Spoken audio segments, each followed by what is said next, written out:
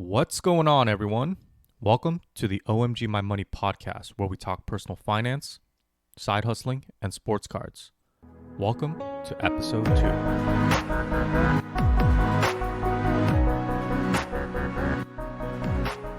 You can find the show notes at omgmymoney.com/2, and also check the episode notes where you'll find additional information from the episode and also how to connect with me. What I'll go over in this episode is an introduction to who I am, my background, and I'll share some of the money moron moments, especially during my 20s. To start off, I created the OMG My Money website in 2018. This wasn't the first website I created, but it was the first website I created with a specific goal in mind. One of my main goals was to hold myself accountable as I began to aggressively tackle my massive $77,000 student loan debt. The site was basically my way of journaling my debt-free journey and to hopefully bring some inspiration to others. I always read about how if you write down your goal, you're more than likely to achieve it. So at that point, I really had nothing to lose. So I wrote a blog post detailing my debt payoff date goal. The great news is that I ended up achieving my goal well ahead of schedule, and I became debt-free more than a year ago in February 2019. Now let's rewind a bit to my college years and go through that period, because this is where my first money moron moment happened, and from there it just kept getting worse and worse. I went to an out-of-state Big Ten school, and I funded my education with student loans. Now, even though the Big Ten school is a public school, if you were to attend it out of state, it was extremely expensive. So during college, I didn't work at all. I funded 100% of my education with student loans. It was also around that time that the sports cards bug hit me again after years away from the hobby. I was still trying to understand that world again because it had changed so much since the mid-90s. So if I had excess funds available from my loans, I started to buy sports cards. There was no rhyme or reason as to what I was buying, but in the next episode, I'll talk more about my sports cards background. After graduating, I got a full-time job at a huge company. It was well within the Fortune 25 companies. But of course, now I have this massive student loan debt to pay back. Like many new graduates, or at least for me anyways, who started making money, I thought I had it made. I wasn't making even close to six figures, but the paychecks were the most I've ever earned. It got to a point where I almost felt entitled, like I make this money, I work hard for it, so I got to spend it. That was my mentality. So of course I spent it all. I lived paycheck to paycheck for years. Even several years after that, once I hit the six-figure salary mark, I still lived paycheck to paycheck. And unfortunately, right out of school, getting the job at that big company, unfortunately, this is where my financial decline starts to happen. Let's start with two major starting points here. Number one, I put my student loan debt into forbearance, which is when you're allowed to temporarily stop making payments. However, interest in my case would still accrue. Either way you look at it, putting this debt into forbearance for months at a time, years at a time, was a terrible decision because I had the money to pay my monthly debt payment, except I decided to use everything I earned on just stuff. And part of that stuff included sports cards. Number two, because I was living paycheck to paycheck despite earning a very livable salary, I never invested in my company's 401k match.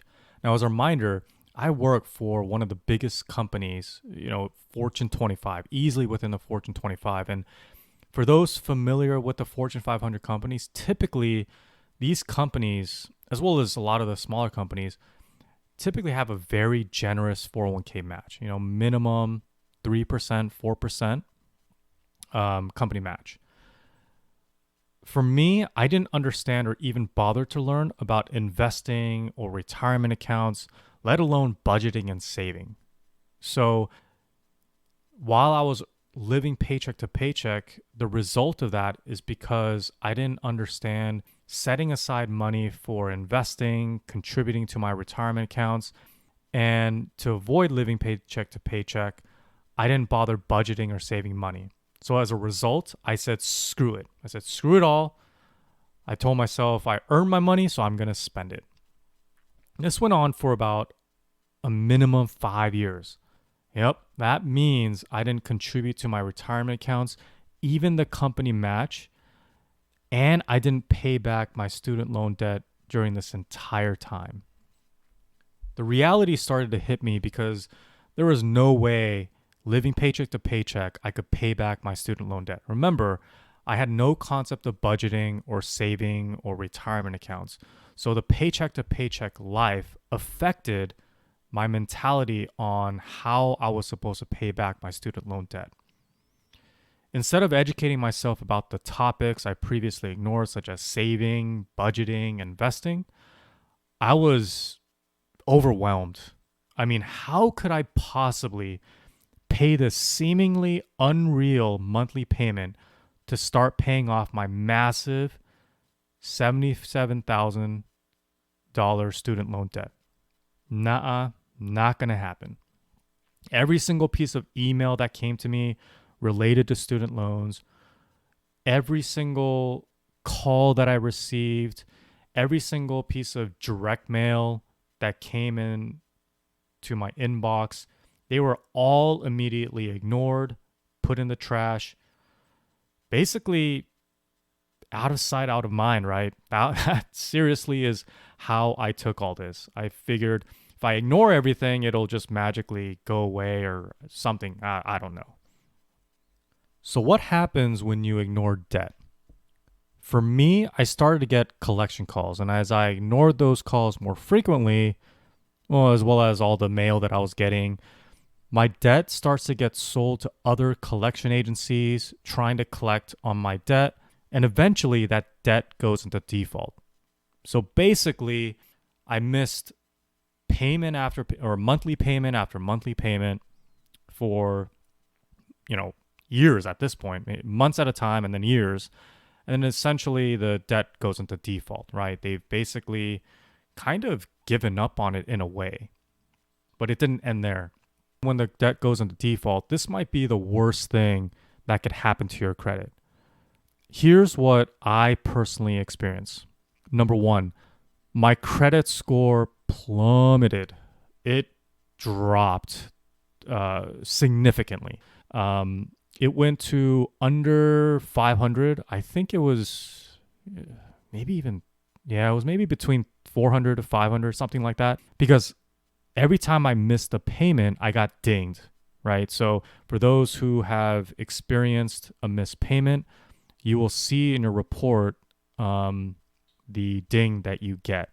And I have had luck repairing my credit on my own by removing one-off missed payments. But in this case, I was missing consecutive payments for months and years at a time. Number two, defaulting means late payment fees and penalties. I really don't know what these amount to, but I know these were added to my debt.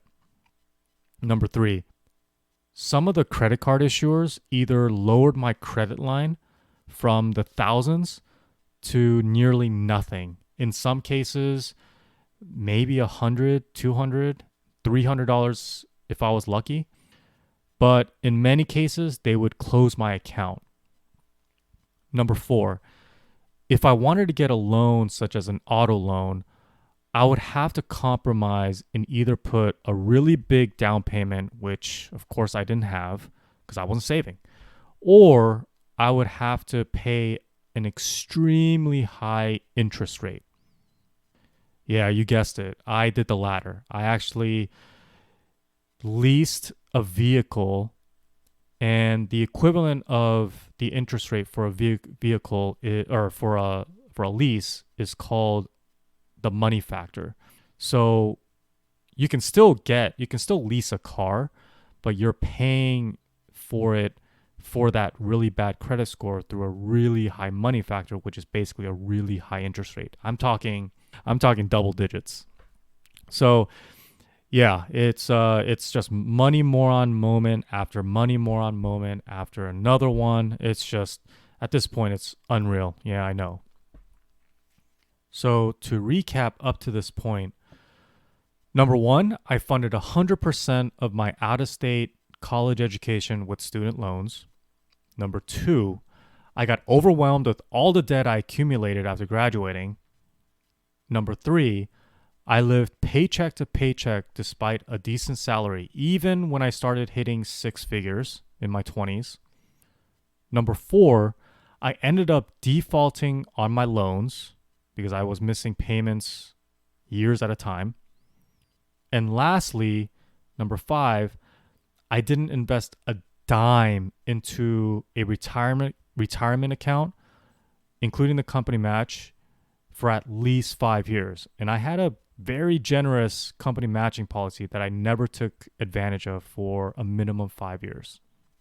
So now, fast forwarding a few more years out of my 20s, I think the government had had enough of me not paying back my student loans. So I received this letter, and it was unlike any other letter I've received regarding debt collection. It made me want to open it. You know, all the other times, previous attempts, I always would just not even open it. It would just go straight into the trash. But this time, it made me want to open it. Well, it turns out it was the government sending a letter threatening me with wage garnishment. So basically, what that means is the government would have the right to deduct from my paycheck to pay back the debt, right? The student loan debt. The first thing I do is I went on Google. I mean, was this for real? And it turns out, yep, it was for real. I started thinking about, oh my goodness, what happens if my wages are garnished and my company HR gets wind of this? Will I get fired? Will I get called out? All of these scenarios were going through my head. And this was literally the moment I started to get more serious about at least making my monthly payments. So after months and years of ignoring my debt, this one letter, this one little moment in time basically changed the course of what I would eventually become, which is debt free. I signed up with a loan service provider, and my monthly payment ended up being a little less than $900 a month. And at that rate, it would take, well, forever to pay off my $77,000 loan. I don't exactly remember. I'd have to go into the loan service provider, which I still have access to see if I did the income driven option or if I just did a straight up payment. But in either case, I remember it being less. It was a little less than 900, maybe like 850 or something like that. As I was doing the calculation, I mean, if you do the simple straight up math, 77,000 divided by 900, and that doesn't include the interest that continues to accrue, you can quickly calculate how long it would take, right? So for me, thinking about paying off my student loans well into my 40s completely deflated me. I went through the motion of paying that monthly payment for I think a couple years until one day in 2018, which is when I started OMGMyMoney.com, I randomly decided to fire up the podcast app on my phone. I mean, it was really random, just a random day in early 2018. And before that year, I had never bothered to hit that podcast app on my phone. I have a folder on my phone called useless, and that podcast to consolidate my apps, right? So that podcast app would sit in that useless folder that I created on my phone. But this one day I decided to open it, and thank goodness I did. Because ever since then, I've been listening to literally hours of podcast episodes every single day since then. I have not missed an episode. For me, it's like an ambience, right? Sometimes definitely a lot of times it would be background noise. In some cases, I would have to rewind multiple times because there's some valuable nuggets that I want to jot down really quick. Anyway, I started to search for podcasts on personal finance and then started to find podcasts around side hustling and financial independence. The first podcast I started listening to was the Ramsey show. Very popular show, very well known, very motivational. I no longer listen to that podcast because since being debt free, I felt like I needed to graduate from that podcast. And if you're not familiar with the Dave Ramsey show, he goes over or he constantly hammers in the point of the baby steps, and basically it's for those who are just trying to get out of debt, right? It's a system, it's a way to put you on a path. And for a little bit, I was open minded about that, but for me, it wasn't really the steps that I took advantage of. That said, that podcast is what got me motivated, what got me to where I am today as being debt free after going through what I did. Obviously, it's all self inflicted, but going through the default, terrible credit scores, all those money moron moments, I finally become debt free. My credit score is great, blah, blah, blah. But as I was listening to hours and hours of that podcast, I got attracted to the section of each episode, each of that podcast episode, in which everyday people shared what's called a debt-free scream. So in each of that podcast's episode, they'll bring on or I think read stories, but sometimes they'll have like a live audience, and it's just everyday people who have been given a place to share their story about being debt free, and then literally they'll do a scream. These screams were incredibly motivating to me, especially hearing so many of these debt free screams from those who were making a lot less than I was and was paying off their debt, some of whom had six figures worth. I was almost at six figures, but some of these people had much more than I did, but they were quickly paying off these debts. So that one podcast kind of just ballooned into creating a website, being motivated, driven to make more money outside of my job, as well as becoming debt free today. Now, fast forward to today, after more than 10 years of working my way back from all the money moron moments I had, I am debt free, paying off nearly $77,000 in student loans. I am now fully funding my allowable retirement accounts. I'm funding taxable accounts. I'm fully loaded on my emergency fund. I'm continuing to build up what I call an opportunity fund, which includes a real estate fund, and I'm now just being 100 times smarter with my money. Currently, I work full-time as vice president of digital marketing at a fairly large company. It's well within the Fortune 500, and I'm enjoying my work for three reasons. Number one, I get to work in a field I'm very passionate about. I'm definitely in the minority because I studied marketing in college and I've been in the marketing field since graduating. Early on, I was an analyst and it was really around direct mail, right? Snail mail marketing. But very early on in the late 2000s, I realized, okay, there's going to be a shift here, right? It's not just going to be direct mail, but there's a shift happening to the online marketing space or digital marketing space. So that was when I realized, okay, I can't keep doing this for this huge company that I was working for, and let's see what else is out there. So now, at that point, I'm doing some side work to better understand, be more knowledgeable about digital marketing, and then I finally get a paid salary job doing digital marketing. It just kind of keeps growing from there. Number two, I get to continue learning and expanding my existing knowledge set because digital marketing is ever evolving. I mean, the online marketing space, so think about things like search engine optimization or SEO, paid media, which includes paid search, programmatic display. All of these things are always changing. The rules are changing. New technology is being built. So it keeps me on my toes. It's something that keeps me excited because I get to always learn more about this industry and build upon the existing knowledge set that I've built over this past decade. And number 3, as a marketing executive, I can continue to grow as a leader, inspire others. I'm lucky to have some mentors or people that I can just talk to very honestly and ask for candid feedback back to me, in which, over the years, that conversation has shifted, right? So it's become, okay, I want to become a marketing executive. How do I get there? Now that conversation has shifted to, okay, there's definitely some of that, right? I need to continue to perform and all that stuff. But I want to become, and I really enjoy grooming a team, becoming a leader, having a voice within the company that people look to as a subject matter expert. That's something that I really like.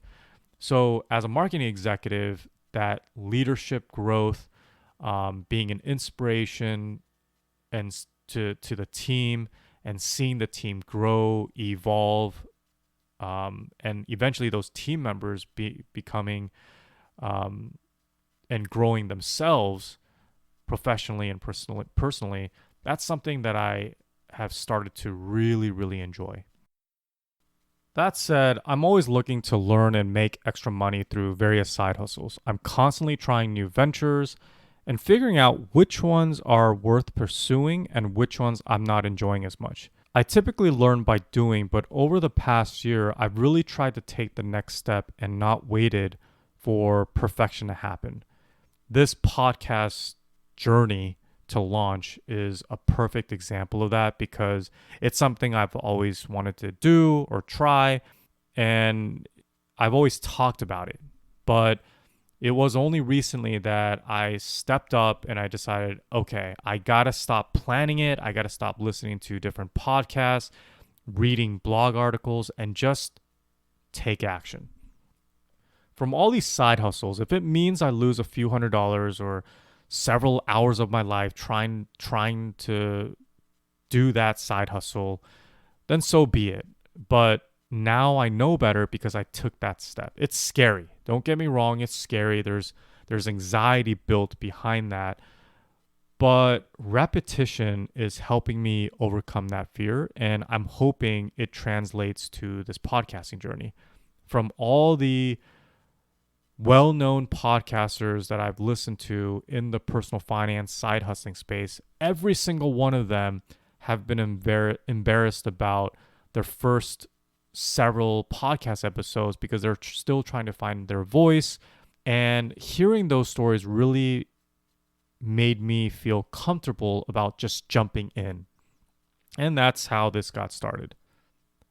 The side hustles that I currently have, there's a few of those, and I'll quickly go through those.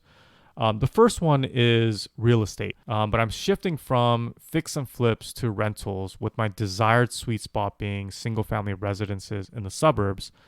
The second one is flipping, meaning buying and selling items.